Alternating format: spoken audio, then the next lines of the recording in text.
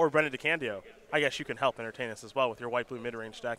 I'm off all this white, blue, blue-white stuff. You're in the wrong place then. Give me the Gauta. Yeah. All we're going to see is white. Gauta gonna get ya.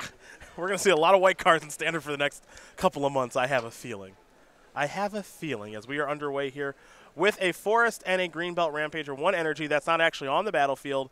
Kellen just playing it face-up so Brennan knows that it's there. As we head back over to Kellen, he'll play a Heart of Kirin on turn number 2. So normally you would see Greenbelt Rampager in energy-based decks. You know, it gains 2 energy alongside Winding Constrictor.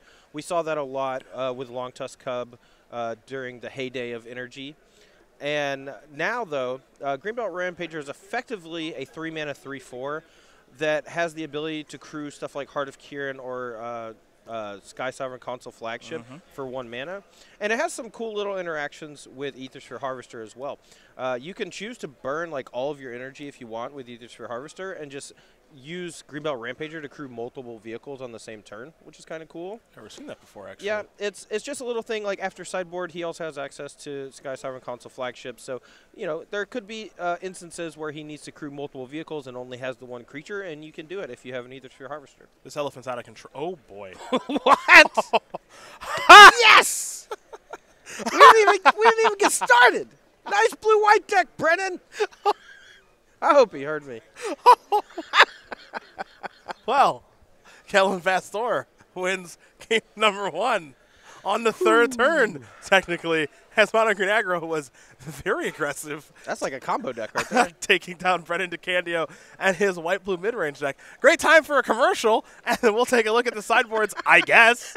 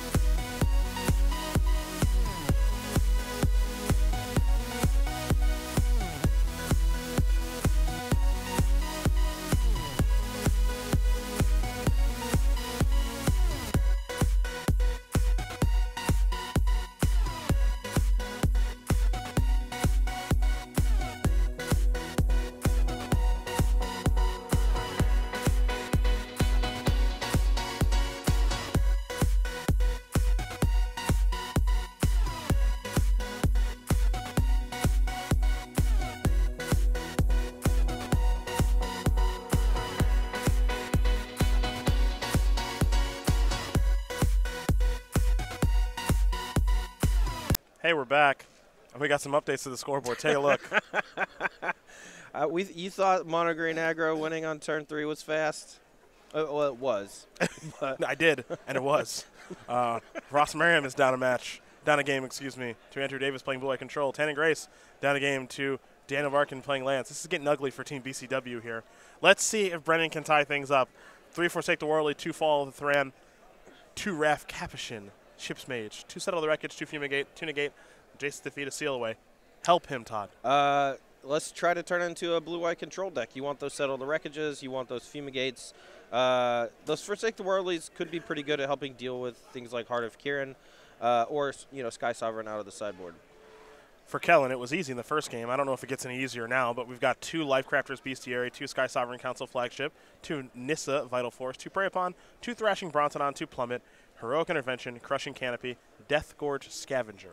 You know, Kellen might actually not know exactly what Bryn DeCandio is playing. That's true. He only played 2 blue-white lands. He might put him on a blue-white control deck, like traditional 4 copies of Settle the Wreckage, etc.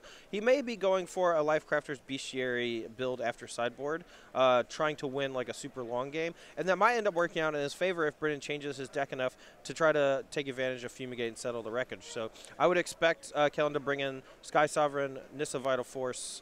Well, maybe not Sky Sovereign. It's not great against control, but it would be pretty good against Brennan's deck. Yeah, Thrashing Brontodon to help deal with the enchantments that exile things. Plummet maybe to deal with Lyra Dawnbringer, which could end up being very good. Maybe a Crushing Canopy. Death Gorge Scavenger is not great.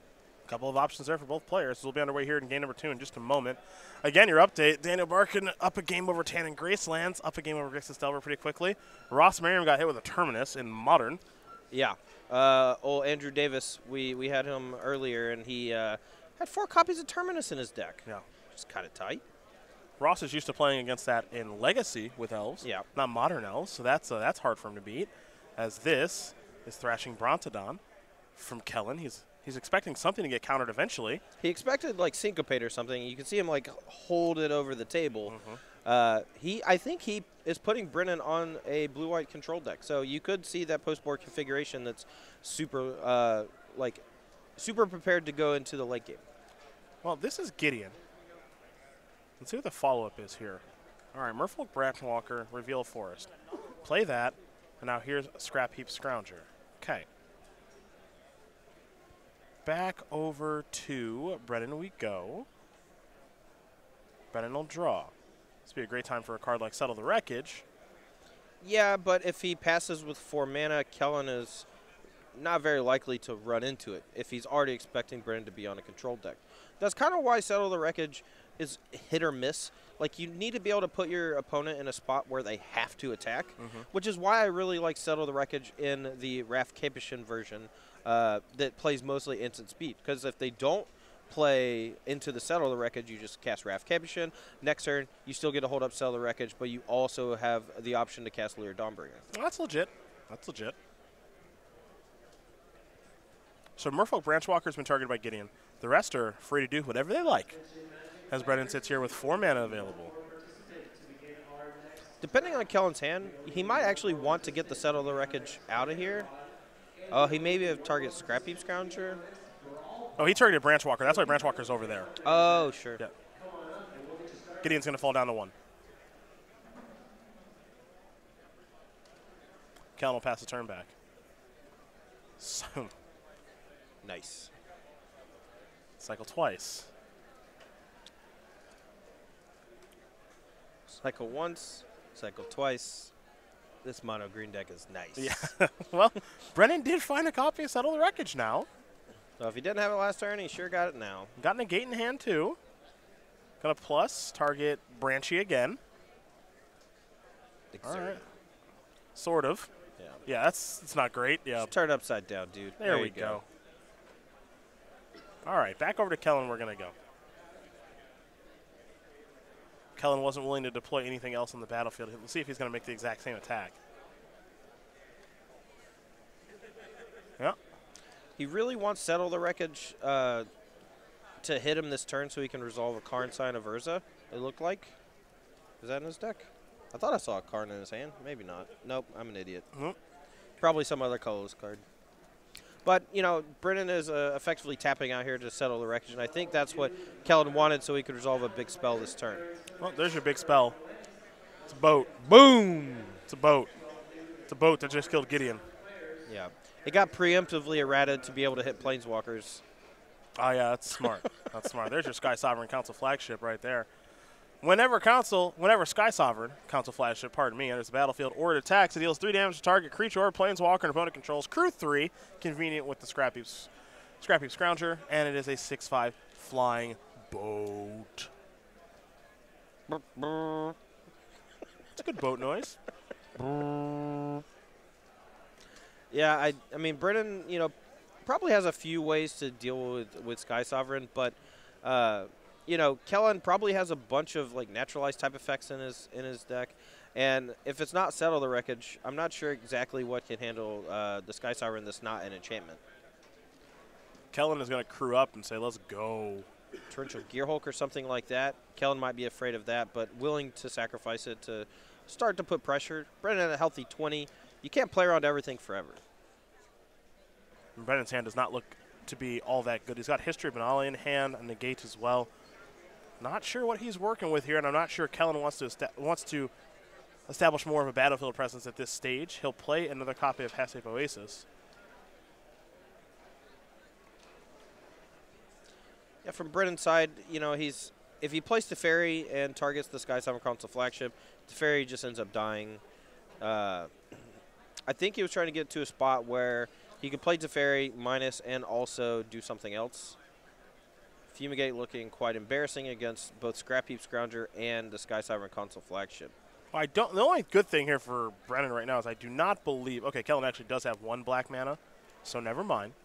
Wasn't sure if he had a Blooming Marsh Just hadn't. or not, or a Woodland Cemetery, but he does. Yeah.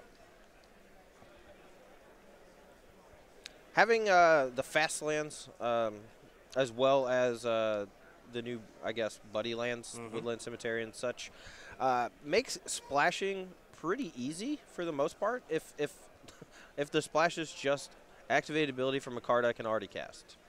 Well, plus untap 2.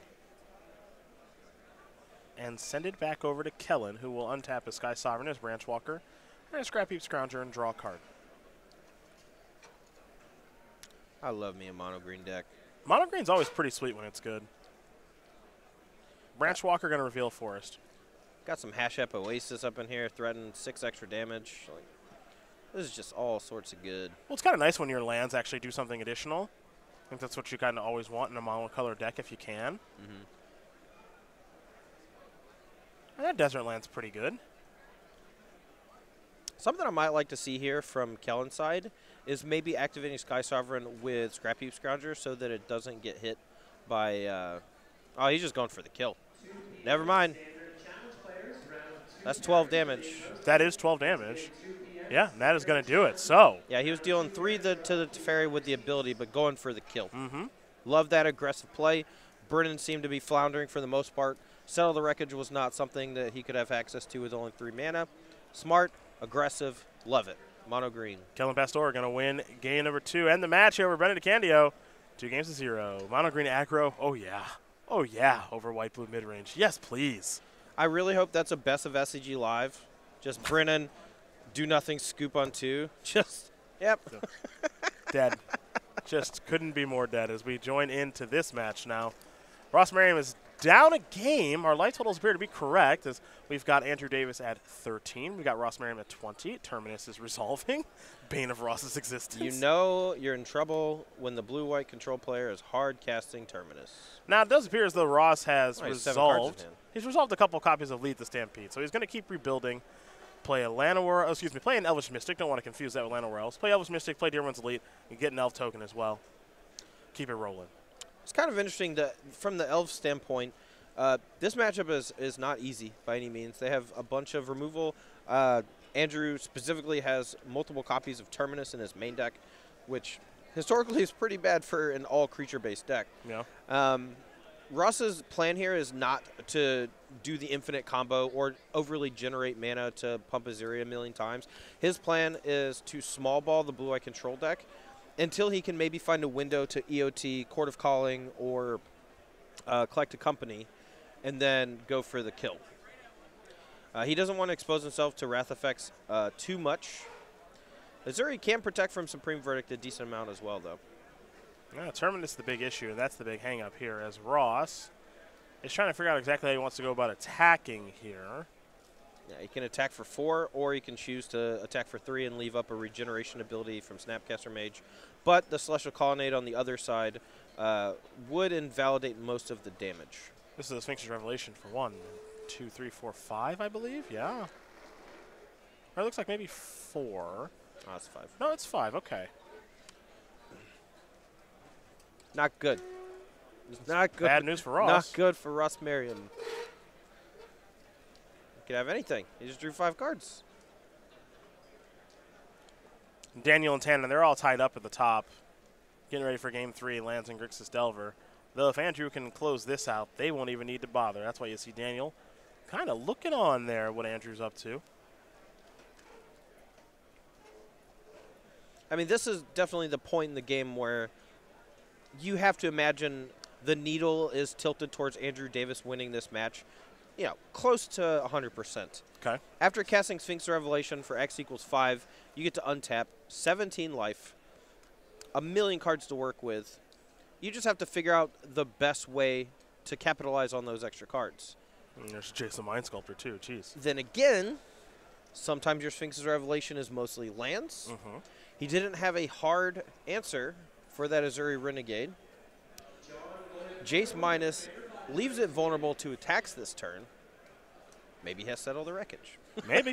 it's everywhere else in this darn match. Standard is slowly creeping its way into Modern with Teferi, Settle, I don't know if Lyra's going to make it over yet just because Baneslayer Angel's out here. Yeah. But maybe. Yeah. You never know. Yeah. So let's see if Ross can navigate through this mess of cards and Jaces that Andrew Davis has. And Merriam is going to do some attacking here. Yep. All 4 Jace seems reasonable. I mean, those Lead the Stampedes are very good in this matchup. You want ways to recoup. Opt. Whoop. Is it? No, he would have cast it already. Oh, going to take that one, though. All right, chase down. All right, step 1 complete. I believe Andrew has a backup in hand, but he needs to find a point to play Jace without it immediately dying to really gain a stranglehold. Razor Verge Thicket will on the battlefield tapped.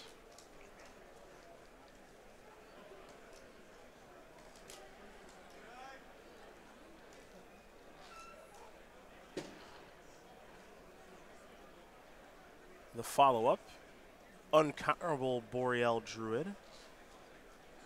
I cannot accept that it is correct to have Boreal Druid in your deck. I just can't accept that. It's the snow strategy. You already have Llanowar Elves and Elvish Mystic. Do you really need more? I trust Ross. I do too. When it comes to elves and elves alone. Here's Jace again. All right. Probably going to go for a little brainstorm action. There's Cryptic. Nice. Uh-oh. Oh, yep. That's the end, folks. we're going to stack that one. Terminus 2 down. We're going to go Cryptic. Oh, no. Oh, now he can't Cryptic draw. Well, he hasn't played a land yet. Ooh. There you go. Okay. All right. So now he can EOT, mid-combat, Cryptic, bounce your land, draw a card or whatever. Cast Terminus. Oh, there's a lot that can be set up here. Cryptic Command. I mean, I could even see just tap your team. Not cast Terminus, maybe? Yeah, maybe. Yeah, I don't hate that. He didn't cast it. Yeah. I could see that being the case just because now Ross might say, oh, okay, maybe he's in a little bit of trouble, wanted to play another threat or two, and just sweep him up that way. Yeah, like maybe he has Verdict, but I can play maybe like, land 5, Azuri, hold up 2 regeneration shields. Yeah, this is it feels like baiting here by Andrew Davis. Yeah, and he's going to get maybe an Archdruid now for his troubles. Yeah. I would have liked, from Andrew's side, if he's not going to cast a Terminus, like nothing changed, right? Mm-hmm. Put it 1 more down. Just get the free roll here. You're almost assuredly going to cast it this turn. Sure. And then maybe you snag an extra creature, but you get to have Jace versus an empty battlefield. And all of your mana untapped. Yeah, which is where Jace in a blue-white control deck would love to be. Here's a brainstorm. I think he has another Cryptic Command. Well, he just drew another one. Mm-hmm. So he has the option now to do the same thing that I proposed last turn, where he could put the Terminus 2 deep, just use Cryptic Command again to make sure that nothing can attack, and then Terminus the turn after. 2 cards going to be going back here from this Jace brainstorm. It's an embarrassment of riches. For Andrew Davis right now it is, and this is a very difficult matchup for Ross Merriam. As we mentioned, tough in Legacy when this matchup came up, and now it's tough in Modern apparently as Terminus has made its way here.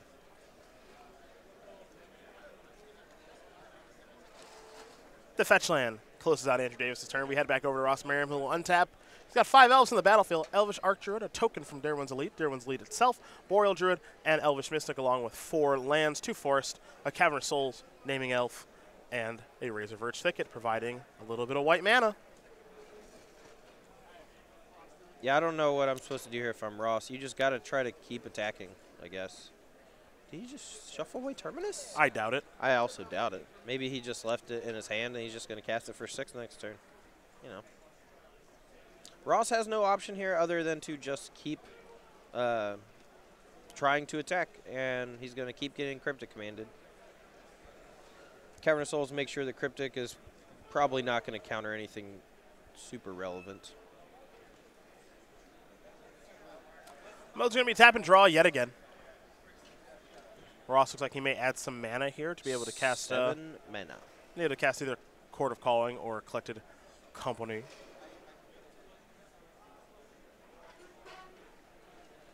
And Ross will pass. Oh, it feels so bad.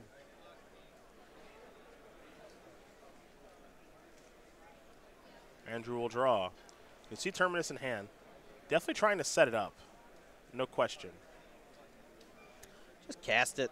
Cast it so you can start attacking with Celestial Colonnade, you know? Get the match over with. Can't lose. You don't want to give him time. That I agree with. I don't want to get overly fancy in this spot.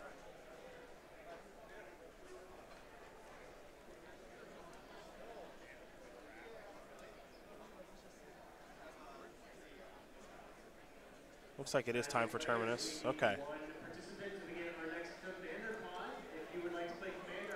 All right, all those creatures are going to go to the bottom. Token goes bye-bye as well. Hasn't activated Jace just yet.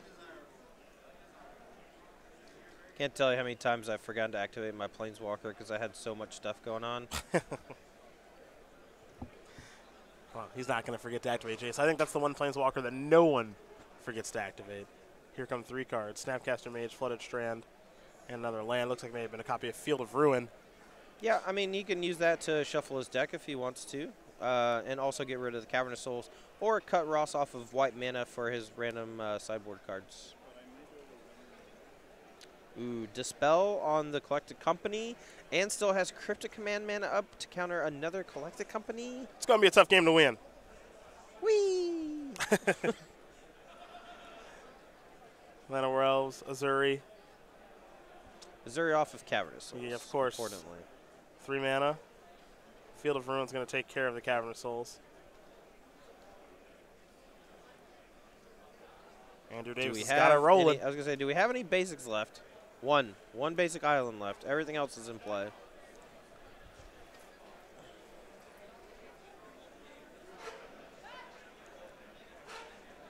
One slightly interesting thing about Field of Ruin is that it is not a May ability. Path to Exile is a May ability, so if your opponent Path to Exiles you, if you know the top card of your deck, you don't have to search. Field of Ruin says you must search, but as always, when you're searching through your deck, you may fail to find. Got it. Go back over to Andrew Davis. He'll be activating Jace again. And he'll bounce the elf. Yeah. Is it colonnade time? Oh, yeah. Yes. Yeah. That's time to actually. Double colonnade time? It's winning time. In for 4. All right. What now? Vendilion Click, it looks like maybe in the draw step. Could be the upkeep. One of the 2. Here's Collected Company. Yep, Snapcaster Mage Dispel. Okay. And this is all in the upkeep. And that is going to do it. Ross cannot overcome this. I've had enough. That's for sure, as Daniel Barkon, Andrew Davis, and Kellen Pastore are going to win this match over Tan and Grace, Ross Merriam, Brendan DeCandio, Team BCW.